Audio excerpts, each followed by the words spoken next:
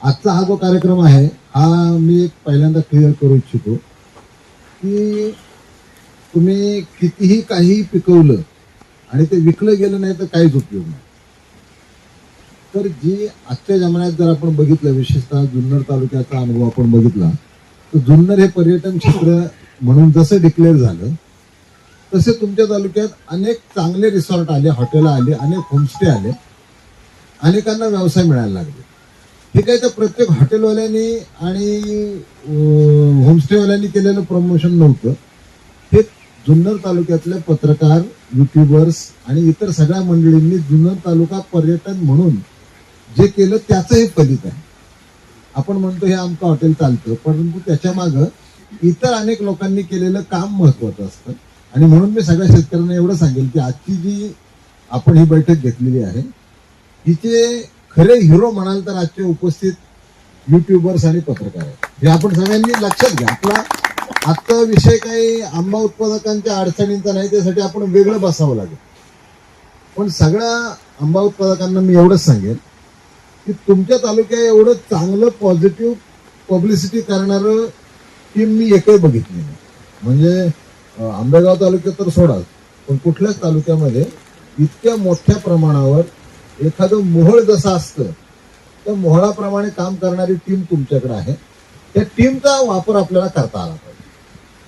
आपण जो काय आंबा 10% उरला असेल, 20% उरला असेल, याचं योग्य प्रमोशन केलं पाहिजे. आणि मी सगळ्या पत्रकार मंडळींना आणि जुन्नर तालुका पर्यटनाला ज्या सगळ्या मंडळींनी मोठं पण दिलं आणि हा तालुका वाढवला त्यांना मी या निमित्तानं अशी विनंती करेन की तुम्ही खरोखर या शिवनेरी हापूस याच्यासाठी जर तुम्ही थोडं लक्ष घातलं आणि ब्रँडिंग केलं तर मला वाटतं की निश्चितपणे जसा जुन्नर तालुका पर्यटन म्हणून प्रसिद्ध झाला तसंच शिवनेरी हापूस हे जगभरामध्ये नाव होईल. परंतु जगभर सोडा, आपल्याला मुंबई आणि अहमदाबाद ही दोन जी हापूस आंबा खाणारी महत्वाची ठिकाणे आहेत तिथं आपल्याला लक्ष द्यावं लागेल.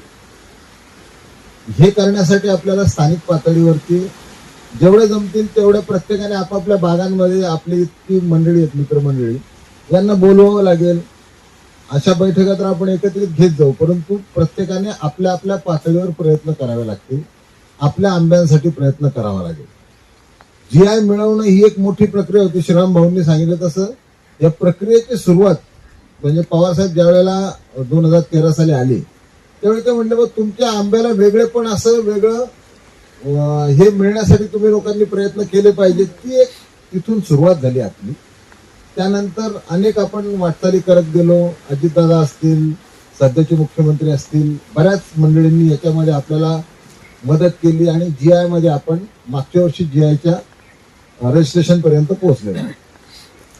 GIचं रजिस्ट्रेशन पोहोचणं या प्रक्रियेमध्ये सगळ्या उत्पादकांनी जसा महत्वाचा भाग घेतला तसं आपल्या केव्हीकेचं आपल्याला महत्वाचं कॉन्ट्रीब्युशन हे लक्षात घ्यावं लागेल. केव्हीकेने कॉन्ट्रीब्युशन केलं, शेतकऱ्यांनी फॉलोअप ठेवला आणि आपण एका स्टेजला आलो की जे इंडिकेशन आपल्याला मिळालं त्याचं फायनल हिअरिंग व्हायचं आहे ते होईल. परंतु हे झाल्यानंतर एक लक्षात ठेवा, सगळ्यांनी खरा धोका आणि खरा प्रॉब्लेम पुढे आहे. जसं GI इंडिकेशन हे हजारो प्रॉडक्ट्सला मिळालेलं असतं. पुरंदरची सीताफळ याला आहे, मराठवाड्याचा केशर आहे, परंतु बाजारात गेल्यावर आपण असं म्हणतो का की मला पुरंदरची सीताफळ द्या, मला मराठवाड्याचा केशर द्या. आपण नाही म्हणत, कारण ते ब्रँडिंग ठसायला पाहिजे. फार महत्वाचं आणि अवघड काम आहे. हे अवघड काम केलं तर जुन्नर तालुक्यातली ही व्यावसायिक मंडळीच करू शकतील असा माझा आजपर्यंत अनुभव. त्यामुळे मस्कडे सरांनी जसा पुढाकार घेऊन मी सगळ्या मंडळींना बोलवलं, मी अशी विनंती करेन सगळ्या शेतकऱ्यांना की तुम्ही स्वतः यांच्याबरोबर सतत संपर्कात राहून याचं प्रमोशन व्हायला पाहिजे. एकदा शिवनेरी हापूसचं GI झालं, एक 3-4 वर्ष जर आपण या पद्धतीने प्रमोशन केलं तर मग आपोआप आपल्या लक्षात येईल की मार्केटिंगला फायदा होतो आहे. आणि एकदा आंब्यातनं 4 पैसे मिळतात हापूसचे म्हटल्यावरती आपोआप हापूसची लागवड वाढेल. मगाशी मला कडलगांनी विचारलं की कसं करता येईल याच्यामध्ये. हापूसच्या बरोबर ज्या शेतकऱ्याला इतर काही उत्पन्न नाही त्यावर जोडधंद्यासारखं काही करता येईल का, तर त्याचं उत्तम उदाहरण आहे आमच्या कोलदरा, गोनवडी, आमुंडी ही जी गावं आहेत आमच्या तालुक्यातली, आंबेगाव तालुक्यातल्या गंगापूर ते चिंचोली या पट्ट्यात जर तुम्ही कधी फिरले, 3-4 किलोमीटरचा रस्ता आहे, खूप निसर्गरम्य आहे. तिथे रेग्युलर अशी लागवड ऑलमोस्ट नाही, पण हजारो झाडं आहेत बांधावरती आहेत. हापूसचं वैशिष्ट्य काय आहे की बांधावरती हे झाड छानच आहेत. या पद्धतीने देखील हळूहळू, अगदी सुरुवातीला बागा नाही केल्या तरी 4 पैसे मिळते असं लक्षात आलं तर आपल्याकडची हापूसची लागवड बांधावरती देखील मोठ्या प्रमाणात वाढेल. आता बांधावरच्या मंडळीत जास्त फायदा घेतात तर ते जास्त हुशार आहेत, तर त्याला आता बाकीच्या मंडळी तेवढं हुशार व्हावं हाच पर्याय घेईल, दुसरं काय. त्यांना कमी हुशार तर करता येणार नाही, ज्या अर्थी हुशार आहेत त्या अर्थीच ते मिळवत आहे. आपणही जास्त हुशार होऊयात, हा यातला एक भाग झाला, गमतीचा भाग झाला. पण तो भाग आपण सोडून द्यायला पाहिजे. ज्यांनी ज्याची क्षमता असेल तशा पद्धतीने झाडं लावता आली पाहिजे. झाडं लावणं, आता आपल्याला जीआय इंडिकेशन मिळालं, पण आपल्या आंब्याचं वैशिष्ट्य सांगतो, याची मुळात सुरुवात कशी झाली हेही सांगतो. मी अगदी लहान होतो, म्हणजे माझे आजोबा वारले 81 झाले, तर माझे आजोबा मी लहान असताना, त्याच्या आधी 75-76 सांगत असायचे. त्यांचे मामा होते शिनोलीचे बोराडे. शिनोलीचे बोराडे रामकृष्ण मामांचे वडील. ती तुम्ही जर कधी शिनोलीला गेले असाल, नसेल गेलं तर नक्की जा. 1920 साली पवनचक्की, अजूनही ती पवनचक्की शिनोलीच्या बंगल्यावरती आहे. ते त्यांच्या मामाची गंमत, म्हणजे गोष्ट सांगायची मला, मी लहान असताना, की माझ्या मामाने जर्मनीहून हे आणली, इटलीवरून पवनचक्की आणली होती. तिथे लाईटची निर्मिती स्वतःच्या बंगल्यापुरती केलेली होती. आणि ते त्यावेळी सांगायचे की मामाने सांगितलं हापूस आंब्याची लागवड करायची होती, आणि मग मी, ते लहान असेल, मामाच्याकडे भाचा आपला जात होता, मग ती आम्ही लागवड करायला अख्ख्या आंबेगाव तालुक्यात त्यावेळी जेवढी जनावरं काही मरून पडत असतील त्यांची हाडं गोळा करायचं आणि ती बाग लावायची. तर हे मी लहान होतो. आपण अनेक आजोबांचे आपले आभार मानले पाहिजे की लहानपणी काय ना काय आपल्याला सांगितलं तर कुठेतरी स्मरणात जाऊन बसतो. कालांतराने हळूहळू जेव्हा आपण आपली नोकरी धंदा करायला लागलो त्यावेळेस असं वाटलं की कुठली बाग होती बघावी. आणि जर आज तुम्ही गेले शिनोलीला, सतीश बोराडे म्हणून ते मालक आहेत सध्याचे, रामकृष्ण मामांचे चिरंजीव, तुम्ही जर बघितलं तर आजही 100 वर्षापेक्षा जास्त, म्हणजे मी 7-12 बघितलं, 1923 सालची आंब्याच्या लागवडीचे उल्लेख आहे त्याच्यात. म्हणजे आजोबा जे सांगायचे की 1920च्या दरम्यान त्यांनी हापूस आंब्याची लागवड केली, आणि असे काही झाडं आहेत. आजही जुनी झाडं आपल्याकडं 100 वर्ष जुनी झाडं आहेत, आंबेगाव तालुक्यात आहेत, तुमच्याकडे जुन्नर तालुक्यात आहेत. फक्त काळाच्या ओघात त्या बागांचं वाटप झालं, लक्ष दिलं नाही. जसं म्हटलं भिरुडाने खाल्लं तर दुर्लक्ष झालं. परंतु एवढं दुर्लक्ष होऊ नये, अनेक झाडं आपल्याकडची आजही शिल्लक आहेत. ही परंपरा आपल्याला जे इंडिकेशन मिळालं त्याच्यावरती आपल्याला ही पुढे नेता येईल. आता शेतकऱ्यांचे जे वेगवेगळे प्रश्न आहेत की भिरूड आहे, फळमाशी आहे, खत औषधांचा प्रश्न आहे, फळ कमी होतं, यासाठी आपण सगळ्यांनी खरोखर 3-4 महिन्याला एखाद्या तरी बागेमध्ये कुणीतरी स्वतःहून बोलवलं पाहिजे, आपण सगळ्यांनी जायला पाहिजे, बघायला पाहिजे. हे असं आपण करत राहू. बेसिकली आजचं जे आहे सगळ्या शेतकऱ्यांना लक्षात घ्या, आज आपल्याला जुन्नर तालुक्यात, ज्यांनी जुन्नर तालुका पर्यटन तालुका म्हणून अख्ख्या महाराष्ट्रभर गाजवला, अशा मंडळींना आपल्याला विनंती करण्यासाठी आपण आज एकत्र आलेलो आहोत. आणि म्हणून मी सगळ्या शेतकऱ्यांच्या वतीने तुम्हाला सगळ्या मंडळींना विनंती करतो की आपण थोडं याच्यात लक्ष द्या. थोडं जर आपण सगळ्यांनी प्रयत्नपूर्वक ही कॅम्पेन सारखं हाती घेतलं, एक थोडे दिवस आपण हे सुरू ठेवलं, तर निश्चितपणे मोठ्या प्रमाणात फरक पडेल. मोठ्या प्रमाणात एकदा नाव व्हावं लागेल. याला संघर्ष बराच आहे, त्याच्यावर मी काही चर्चा करत नाही. कोण त्रास देतील किंवा काय करतील त्याच्यावरती आपण मात करतो. दुसरा एक भाग मला आता या निमित्तानं सांगा वाटतं की हा जो आपल्याला आंबा दिसतो आहे, आम्ही सहज म्हणून परवा इथून गेल्यावर आमच्या बागेत सांगितलं की जरा झाकून ठेवा रे आंबे. ते सगळ्यांचा युनिफॉर्म कलर बघा. कुठलंही केमिकल, दुर्दैवाने ते सगळे आधी जे येणारे आंबे आहेत हे केमिकल घालून पिकवतात, झाडाला लवकर यायला लागतात, आल्यावर पिकवतात आणि ते कलर येतात. यातलं माझी बाग ही 100% सेंद्रिय, तुमच्या सगळ्या जणांना माहिती आहे. एकही पैशाचं रासायनिक खत सुरुवातीपासून नाही. मी साधं पाणी पण फवारत नाही माझ्या बागेत. बाकीचं सोडून द्या. आणि पिशव्या लावतो. पिशव्या लावल्यामुळे तर आलेला कलर बघा. फळमाशीचा जो विषय आहे, आता दोन गोष्टी आहेत की शासनाकडं मागले पाहिजे, मागत राहू तो भाग झाला, ते जे व्हायचे ते उपाय केले जाते. आपल्या पातळीचा उपाय आहे की फळमाशीच्या याला पिशवी लावणे हा रामबाण उपाय. नुसती फळमाशीच्या पिशवीमुळे फळमाशी वाचत नाही, साख्याचा प्रश्न कमी होतो, सनबर्न कमी होतो, फळं वाया जायचं प्रमाण कमी होतं. ते जर बघितलं तर पिशवीची किंमत नगण्य होते. आम्ही आमचे नितीन शेठ माझे बंधू आहेत, ते बघत असतात, ते मला काय सांगतात की 2 रुपयाची पिशवी पण 5 ते 6 वर्ष ते पिशवी वापरतात.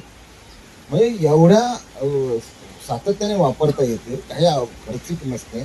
हे लावलं आपण तर आरामात ह्या क्वालिटीचा प्रश्न संपेल. बिरुडाबद्दल म्हणाल तर 12 महिने 24 तास झाडात फिरलेल्या माणसाच्या झाडाला बिरुड होणारच. त्याला तोच पर्याय आहे, दुसरा पर्याय नाही. बिरुडाला कुठलं यंत्र नाही, बिरुडाला काहीच पर्याय नाही. बिरुडाला तुम्ही स्वतः किंवा तुमचा मजूर जो कोण असेल, आठवड्यातून 15 दिवसांनी एकदा जर खोडाजवळ गेला तर तो विषय थांबू शकतो. पण ही आजच्या बैठकीचा म्हणजे विषय नाही. हा आपला विषय निघाला, कुठले विषय अनुत्तरित राहू नयेत म्हणून मी याला फक्त स्पर्श करतो. पण मला आज बेसिकली एवढंच म्हणायचं आहे की शक्य असेल तेवढ्या जणांनी करा. मी स्वतः अनेक युट्यूबवरती क्लिप टाकलेल्या आहेत. मी एक तुमची परवानगी असेल 2-3 30-30 सेकंदाच्या क्लिप आहेत, तुम्हाला ऐकून दाखवू का? म्हणजे तुम्ही विषयचा प्रोफेशनल मंडळींच्या लक्षात येईल की आमच्याकडे मटेरियल तयार आहे, तुम्ही फक्त त्याला प्रमोट जर केलं.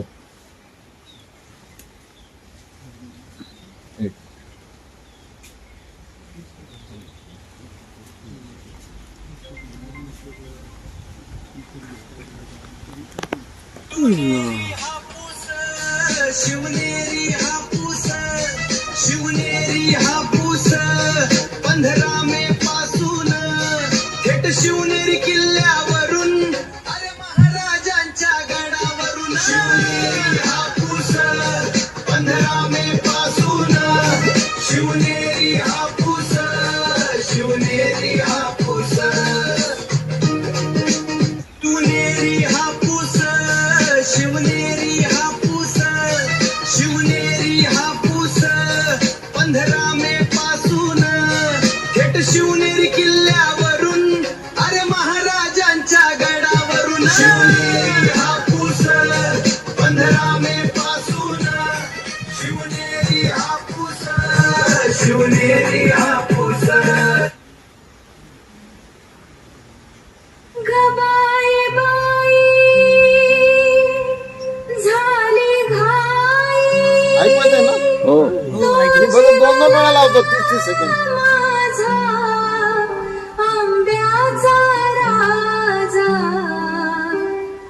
जुन्नर हापूस येणार, क्राफर्ड मार्केट रंगणार. गबाई बाई, गबाई बाई झाली घाई, तो जीव लगा माझा. शिवनेरी हापूस, शिवनेरी हापूस, शिवनेरी हापूस. हे हे हे हे 15 मे पासून, 15 मे पासून, 15 मे पासून शिवनेरी गडावरून येणार जुन्नरचा हापूस. ढोल ताशा तुतारी, ढोल ताशा तुतारी. त्याला असेल की अशा भरपूर क्लिप आहेत. आयदर तुमच्याकडून तुम्ही तयार केल्या, तुमचं फीड तयार केलं तरी चालेल. हे फीड आहे आम्ही तुम्हाला देऊ, तुमचं म्हणून तुम्ही पाठवलं तरी चालेल. म्हणजे असा काही आग्रह नाही की आमचंच आहे. फक्त शक्य झालं तर अशा प्रकारे, आणि जसं आता हे आम्ही तयार केलं, प्रत्येक शेतकऱ्याच्या घरात मुलं आहेत, ही सध्या तरुण मुलं याचा वापर करतात. प्रत्येकाने जमेल तेवढ्यांनी या पद्धतीने पण प्रयत्न केला पाहिजे. तर जसं मी म्हटलो, मी सबब करतो, काही राहिला असेल तर तुम्ही मला प्रश्न विचार, आपण त्याचं उत्तर देऊ. ब्रँड पण तयार केलाय शिवनेरी हापूसचा. आपण आपल्या एक्झिबिशन मध्ये त्याचं अनावरण पण केलं होतं, आणि त्याचं जी स्लोगन आहे सदियों का स्वाद, त्याचं ते पण आपण केलेलं आहे.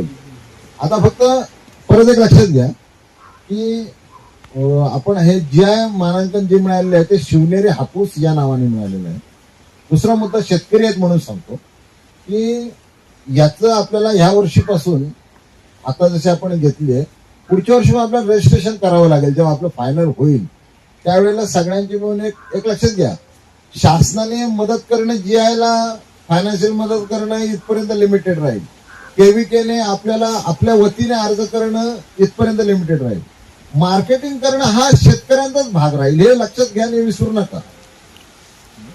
जर आपण म्हणायला लागलो तर यांनी हे करावं त्यांनी ते करावं, कोणाला कोणी काही करत नसतं, लक्षात घ्या. म्हणजे आपण बाकी याला बघायला नको. म्हणून सगळ्यांना इथून पुढे आपल्याला रजिस्ट्रेशन करावं लागेल, आपले फार्म रजिस्टर करावे लागतील. आपल्याला एक चांगली 4-2 कार्यकर्ते मंडळी काम देणारे शोधावे लागतील आणि त्याच्या आधारे करावं लागेल. कारण शिवनेरी हापूस हे कुणा एकट्याची मालकी नाही, या जुन्नर आंबेगाव तालुक्यातल्या प्रत्येक आंबा विकणाऱ्या माणसाची ही मालकी राहणार. पण ज्या वेळेला जसं म्हणतो की भारतीय रेल राष्ट्रीय संपत्ती आहे मग कुणी पण ते डबे तोडून न्यायचे, तसं त्या शिवनेरी हापूसचं आपल्याला चालणार नाही. प्रत्येकाने तिथं लक्ष द्यावं लागेल. शिवनेरी हापूस नावाचा व्यक्तिगत कुणाचा ब्रँड असू शकणार नाही, व्यक्तिगत कलेक्टिव्हली आपला तो ब्रँड राहील सगळ्यांचा मिळून. त्या पद्धतीने आपण पुढच्या वर्षीपासून जास्त लक्ष द्यावं लागेल. मला वाटतंय जर कुणाला काही विचारायचे असतील प्रश्न विशेषतः पब्लिसिटी संबंध लक्षात घेऊन करा. आणि जर पुढचं तात्यासाहेबांच्या बागेत जर बोलणार असाल एखाद्याने ठरवा आणि मग त्यावेळेला शेतकऱ्यांच्या आपल्या आंबा बाग आंबा पीक या संदर्भामध्ये आपण सविस्तर चर्चा करू शकतो. मला वाटतं एवढं बोलणं माझं आज पुरेसं होईल. कुणाला काही प्रश्न विचारायचे असतील तर निश्चित